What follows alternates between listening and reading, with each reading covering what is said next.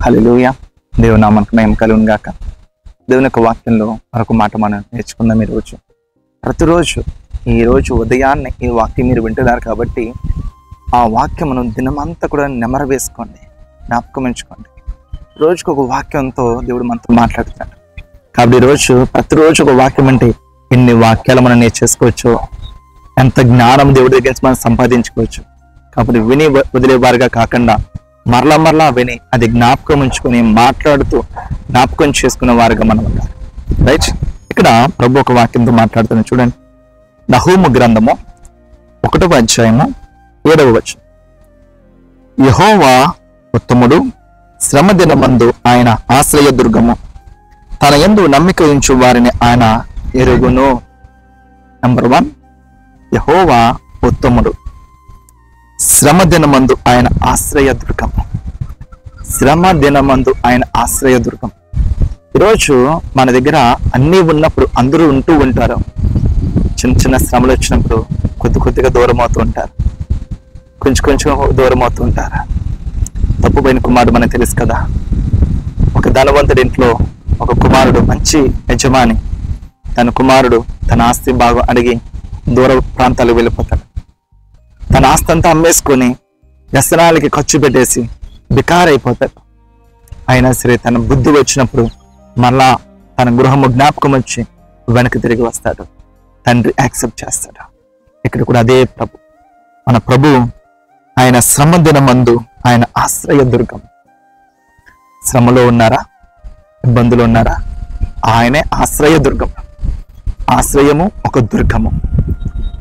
ఒకటి ఆశ్రయం ఇస్తారు కానీ దుర్గమ్మగా ఉంటుంది. కొంతమంది ఎవరైనా మీ ఇంట్లో కొంచెం ఆశ్రయం ఇస్తారు. ఒకవేళ మన మీదకి ఏదైనా శ్రమ వస్తే ఇదేంటి బాబు మీకు ఆశ్రయం ఇచ్చాను, మీ గొడవలను మామే తీసుకొస్తారా, వెళ్ళిపోయి బయటకు పోండి అంటారు. అంటే వారు దుర్గమ్మగా లేరువా, అంటే మనకు ఒక రక్షణ కవచంగా వారు లేరువా. కానీ ప్రభు అంటాడు ఆయన ఆశ్రయం ఇచ్చేవాడు, అలాగే ఆయన దుర్గమ్మగా ఉన్నాడు, ఒక కోటగా ఉన్నాడు, ఒక కంచిగా, ఒక కవచముగా యేసుక్రీస్తు ప్రభు నిన్ను నన్ను కూడా కాపాడుతున్న దేవుడు ఆయన. చివరి మాట ఏం చెప్తున్నాడు చూసారా? తన యందు నమ్మిక ఉంచు వారిని ఆయన ఎరుగును. ఆయన యందు నమ్మిక ఉంచు వారిని ఆయన ఎరుగును. ఈరోజు ఎవరిని ప్రభు తెలుస్తాడు? ఎవరినైతే ఆయన నమ్ముతున్నారో, యేసుని నమ్ముతున్నారో, నేను నమ్ముతున్నాను అంటారు. కానీ మీ క్రియలు ఎలాగున్నాయి? క్రీస్తుని నమ్మేట్టుగా ఉన్నాయా, క్రీస్తుకు విరుద్ధంగా ఉన్నాయా? ఈరోజు ప్రభు మాట్లాడుతున్నాడు, నన్ను నమ్మువారిని నేను ఎరుగుతున్నా. ఆయన ఎరుగుతాడండి, ఆయన గ్రహించి ఉంటాడు. ఆయన మాట్లాడుతున్నాడు, తన యందు నమ్మిక ఉంచు వారిని ఆయన ఎరుగును. నమ్మిక. సో కాబట్టి ప్రతి నిమిషంలో కూడా క్రీస్తు యొక్క నమ్మకాన్ని మనం పట్టుకునేవారుగా, ఆయన మనకు తోడే ఉన్నాడు అని మనం అందరం కూడా విశ్వాసంతో నిలబడేవారుగా దేవుడు మనందరూ కూడా నిలబెడుతున్నాడు. ఈరోజు ప్రభుని నమ్ముదామా?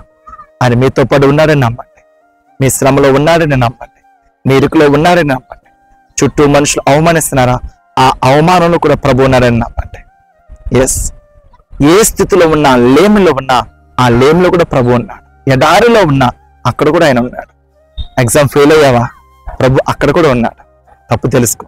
నేను కూడా ఒక సమయంలో అలాగా ఫెయిల్ అయినప్పుడు ప్రభు నా తప్పు తెలుసుకున్నాను, మరలా ప్రభు పాదాలు పట్టుకున్నప్పుడు గొప్ప విజయం నాకు ఇచ్చాడు. మనం ఏ స్థితిలో ఉన్నా ప్రభు నమ్ముదాం, ఆ స్థితిలోకి ప్రభు వస్తాడు. ఈరోజు నమ్మండి, మీరు ఏ స్థితిలో ఉన్నా సరే ప్రభు మీతో పాటు ఉన్నాడు. మీరు నమ్మితే మేలు చూస్తారు, నమ్మకపోతే ఈరోజు ప్రభు యొక్క కృప మనం పొందుకునే వారికి ఉంటాం. దయచేసి విశ్వాసాన్ని కూడగట్టుకొని, నిరీక్షణ కూడగట్టుకొని నమ్మండి. దేవుడు గొప్ప కార్యం మీ చేతుల్లో జరిగింది. May God bless you all.